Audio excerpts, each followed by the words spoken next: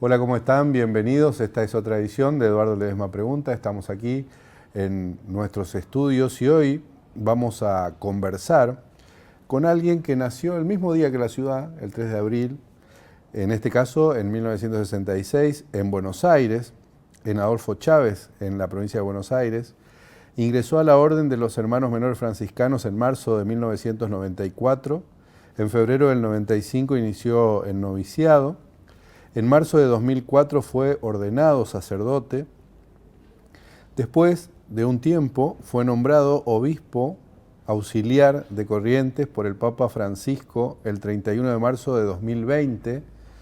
Fue ordenado episcopalmente el 29 de junio de 2020 en una fiesta de San Pedro y San Pablo. El ordenante fue el arzobispo de Corrientes de entonces, Monseñor Andrés Estanomnic. El lema episcopal es "Nosotros somos testigos". Esa ceremonia, concelebrada por otros obispos, por ejemplo Domingo Salvador Castaña, fue transmitida también virtualmente, porque no tenemos que olvidar la fecha en la que ocurrió, estábamos en pandemia. Fue nombrado, decíamos, por el Papa Francisco, arzobispo coadjutor de Corrientes el 27 de septiembre de 2024 e inició su ministerio pastoral el 27 de diciembre de 2024, más o menos hace 7 meses que está en el cargo. En la Conferencia Episcopal Argentina es presidente de la Comisión de Pastoral de Migrantes e Itinerantes y su lema es "Nosotros somos testigos". Estamos hablando y vamos a hablar hoy con Monseñor José Adolfo Larregain, arzobispo de la ciudad de Corrientes. Monseñor, muchas gracias por estar acá, gracias por aceptar esta invitación. Muchas gracias, Eduardo, por invitarme a este espacio. Muchas gracias. Más allá de todo esto que vamos a hablar ahora, si usted se tuviera que definir, ¿quién es José Adolfo? Un religioso franciscano, que siempre le dijeron Fito, por Adolfito, nacido en Adolfo González Chávez, a 450 kilómetros de Buenos Aires, entre la Sierra de Tandil y el sistema de Ventania, es el sudeste bonaerense, que es franciscano, que es fraile y que ha estado en distintos lugares del país, generalmente brindando el servicio de párroco, y acompañando también la formación de jóvenes que ingresaban a la vida consagrada. ¿Y qué son los frailes? Los frailes son hermanos, la palabra frate, fratello, donde proviene, religiosos, en este caso que seguimos el carisma de San Francisco de Asís. Que es toda una definición en sí misma. Sí, es algo extraordinario y muy grande, ¿no? Que el principal promotor vocacional de la Orden Franciscana sigue siendo San Francisco, sigue siendo. A mí hay algo que me interesó en principio del currículum, que es en su licenciatura de Teología Pastoral. Hay una tesis, digamos, que hay que estudiar, como son todas las carreras profesionales, pero el título de esa tesis, que es lo que a mí me impactó, donde estoy, busco mi tierra, y bueno, es un acercamiento teológico pastoral a la experiencia de la migración, paraguaya en este caso, pero podría hacerse extensiva. ¿Qué es esto de buscar la tierra donde estoy? Fue una expresión que me dijo una entrevistada, porque esta tesis en teología pastoral sigue el método de investigación cualitativa, es decir, está el capítulo 1 en base a preguntas, a entrevistas en concreto a personas que han vivido la experiencia migrante. Y esa expresión yo lo tomé como título de impacto, porque fue lo que me dijo ella: donde estoy busco mi tierra. ¿Y esto qué significa? El patio, el jardín, la planta, las flores, la comida, es decir, su pequeño terreno y su casa es una pequeña porción de Paraguay. Entonces, por eso tomé ese título de impacto. ¿Y también buscan su Dios? Sí, vienen ya con su Dios. Viene con todo un bagaje, por eso ese capítulo 1 de la tesis se puede aplicar a cualquier persona que vive la experiencia migrante. Migrante, claro. que es lo que adquiere, lo que conserva, lo que pierde y lo que transforma la persona en su experiencia migrante. Vamos de nuevo. Lo que trae. Lo que conserva, lo que adquiere, lo que pierde y lo que transforma. Todo eso Todo eso entra cuando dentro de hay la una experiencia. traslación, ¿no? Sí. Estamos en este momento transitando sus primeros, vamos a decir, 7 meses en el Arzobispado de Corrientes, y entonces la pregunta obligada es, si ya hay un margen como para hacer un balance, es cuál es la iglesia que encontró, cuál es la iglesia que está administrando hoy usted. Bueno, gracias a Dios, yo llegué 4 años y medio antes, en junio, el 4 de junio llegué, en concreto del 2020, a la ciudad de Corrientes, y allí me incorporé a caminar junto a Monseñor Andrés.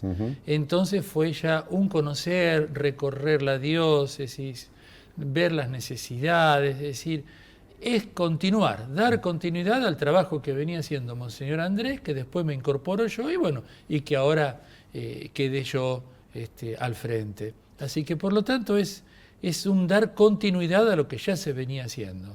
De todas maneras, ¿cuál es esa iglesia? Es O una en todo iglesia, caso, ¿cuáles son? se intenta en primer lugar seguir con lo que se venía trabajando. Se venía trabajando en una asamblea diocesana, que en el fondo es la escucha y la participación con la misión, teniendo en cuenta los criterios del Papa Francisco sobre la sinodalidad, que significa la palabra caminar juntos, pero no solo un caminar porque se hace un recorrido juntos, sino porque antes se piensa, se toman las decisiones y se ejecuta de manera juntos, con estas características o acentos, podríamos decir, que el Papa Francisco insistía tanto: una iglesia de puertas abiertas, una iglesia en salida, una iglesia hospital que recibe al herido, un poco esas actitudes, ¿no? Esa es la iglesia que encontré y que seguimos caminando. ¿Y los desafíos que tiene? Y los desafíos son muchos. Hoy uno de los grandes desafíos que nos encontramos es lo sociocultural propio de estos tiempos, tener en cuenta cómo llegar más a la juventud, por ejemplo, los desafíos pastorales con los que nos encontramos, el incremento de las adicciones, claro, la falta de trabajo, la realidad social y económica que sufre la gente, la pobreza, por otro lado, las crisis que se vive personalmente. La pandemia ha dejado cosas, se ha llevado. Es decir, la realidad después del 2020 a la fecha se da un cambio. Bueno, y esa es la realidad que hoy hay que acompañar y estar abiertos a los desafíos de los signos de los tiempos, ¿no? Y padre, la mano de obra con la que cuenta usted, es decir, ¿cómo están las vocaciones en el arzobispado?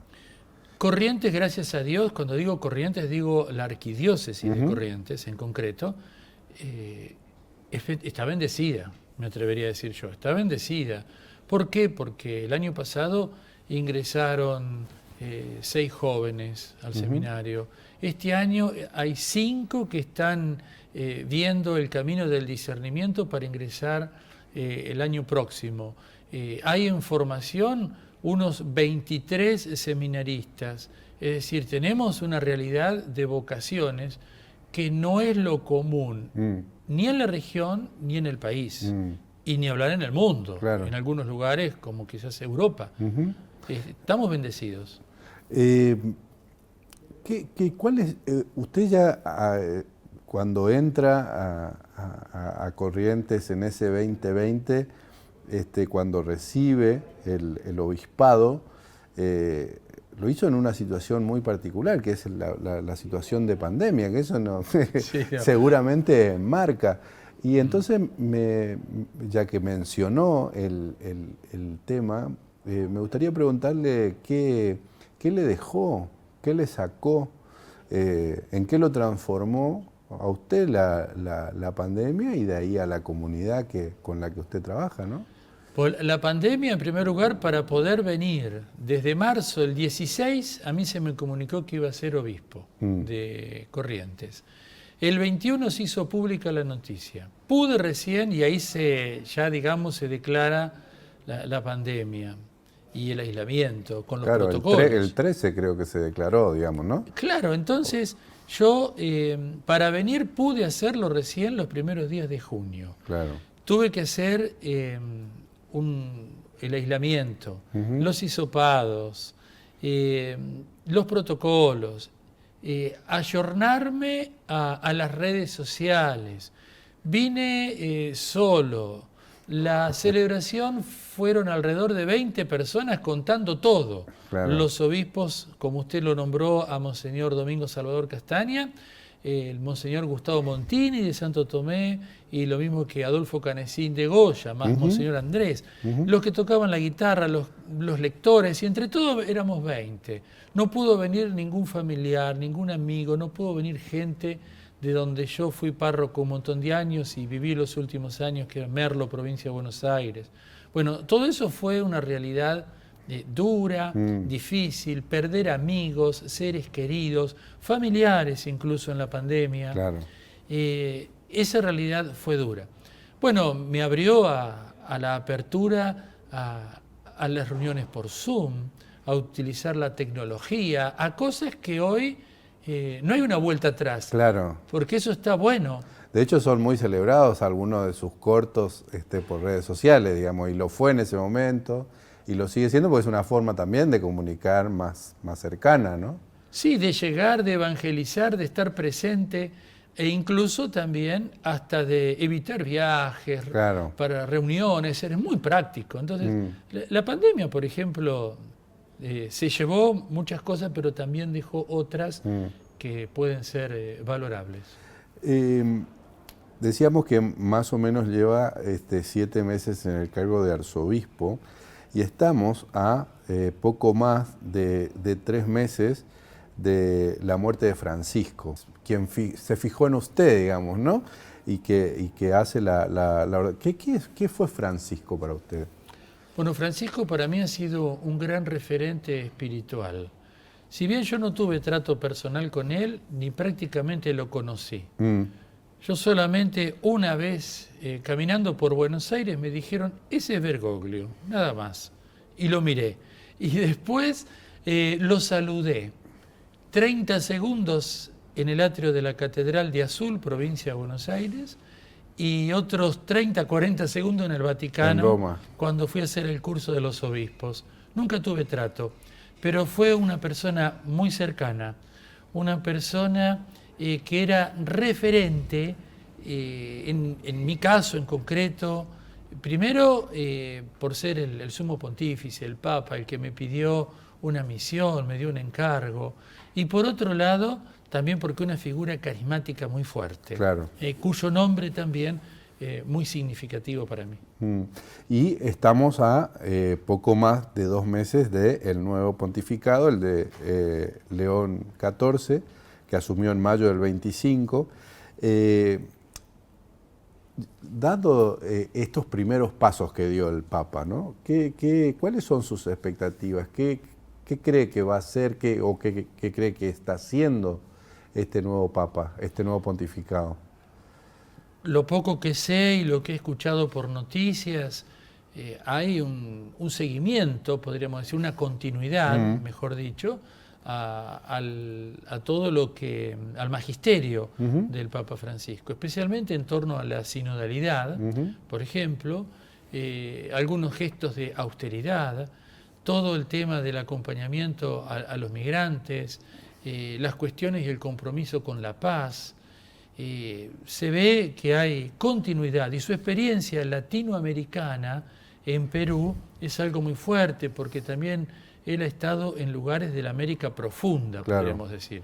Entonces su experiencia como religioso agustino, su servicio de autoridad a nivel universal por los cargos que ha tenido y los servicios que ha prestado, junto con su experiencia misionera, creo que es un gran aporte para estos tiempos para la Iglesia. Usted acá nomás estuvo en Itatí, en una celebración tremenda, mucha gente, con todo lo que implica. Y le iba a preguntar algo sobre la homilía, pero ya que estamos, primero me gustaría saber su su sensación, digamos, de todo lo que vivió ahora en julio en Itatí. Es precioso, es la segunda vez que estoy yo en mi vida para esta fecha. Es precioso, es hermoso, además de la variedad y de todo lo que se vive en Itatí a partir, podríamos decir, del Triduo y del 13 en adelante, que comienza la peregrinación de San Luis del Palmar, pero que ya antes comienzan a llegar los peregrinos. Claro.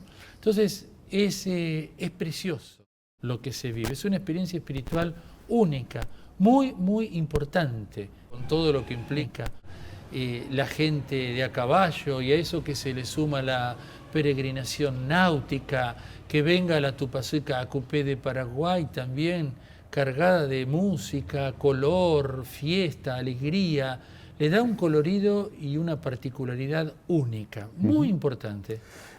Usted dijo ahí, parecería que estamos regresando a la pobreza, la gente busca ganarse un peso vendiendo algo como para poder comer junto a su familia, es un tema recurrente en las miradas suyas, en las homilías, y entonces la pregunta es el rol de la Iglesia ante la pobreza emergente, ¿cuál cree que podría ser?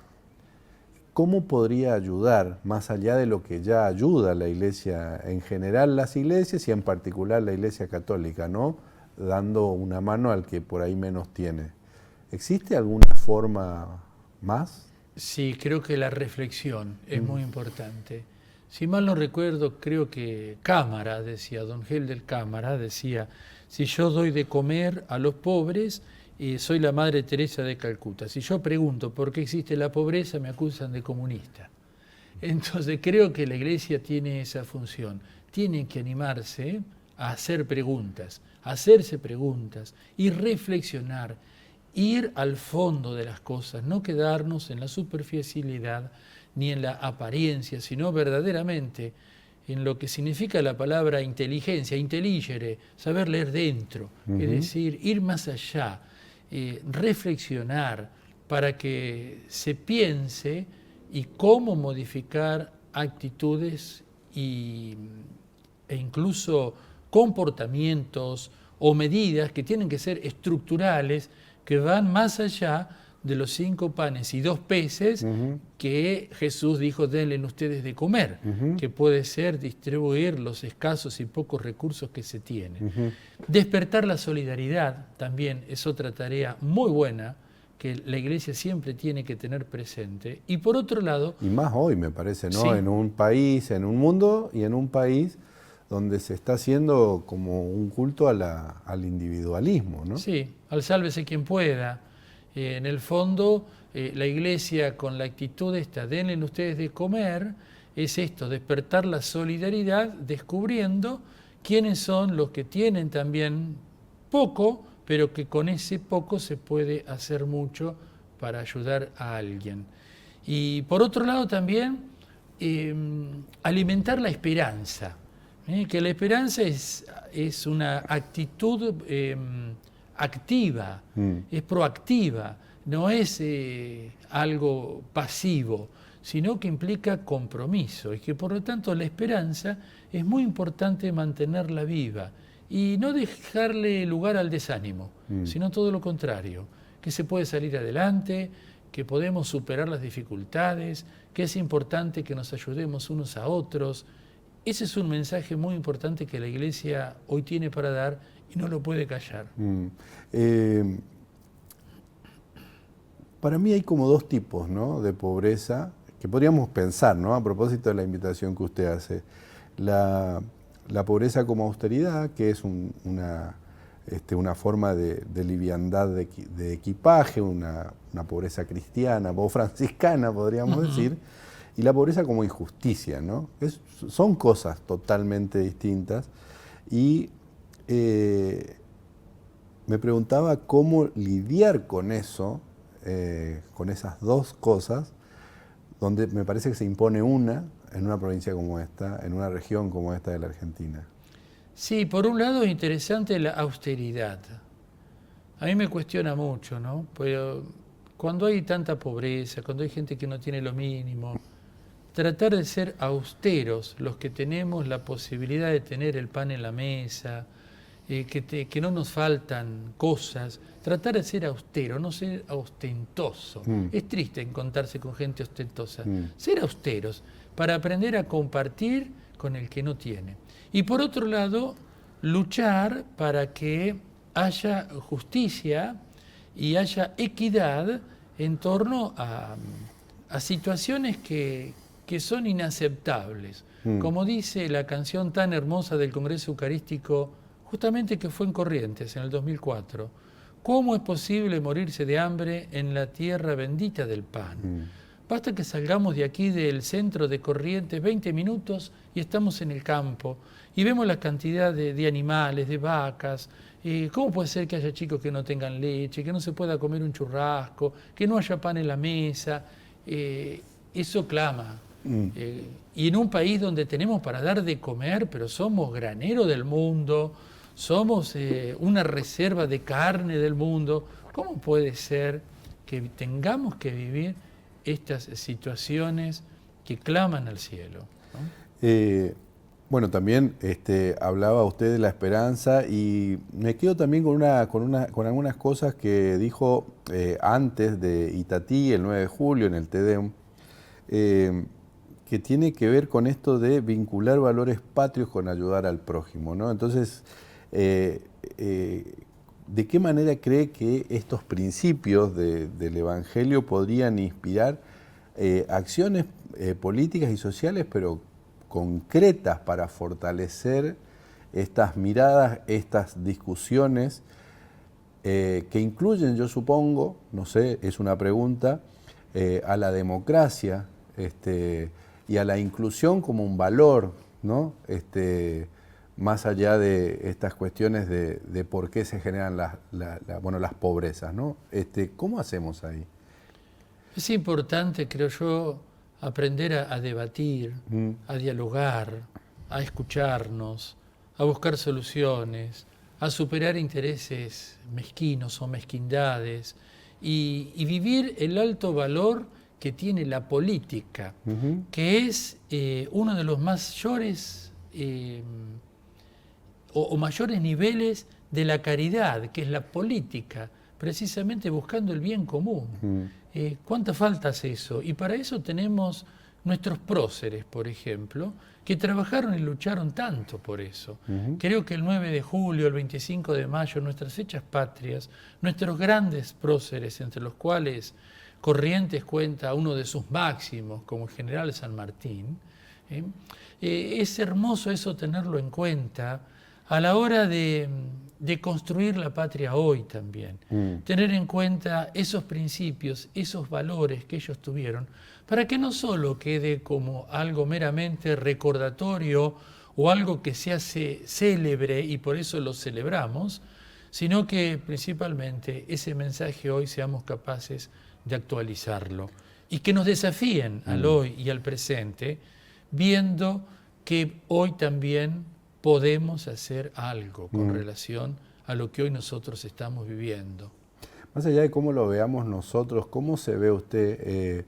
Porque, por ejemplo, Monseñor Castaña era un hombre que las circunstancias lo llevaron y fue finalmente, además de un pastor, fue un actor político muy, muy fuerte en un momento determinado de la historia política muy, muy fuerte de Corrientes.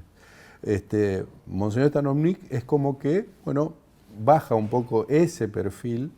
¿Y usted cómo quiere discutir en estos términos, ¿no? ¿Cómo quiere participar del debate público desde el magisterio que tiene?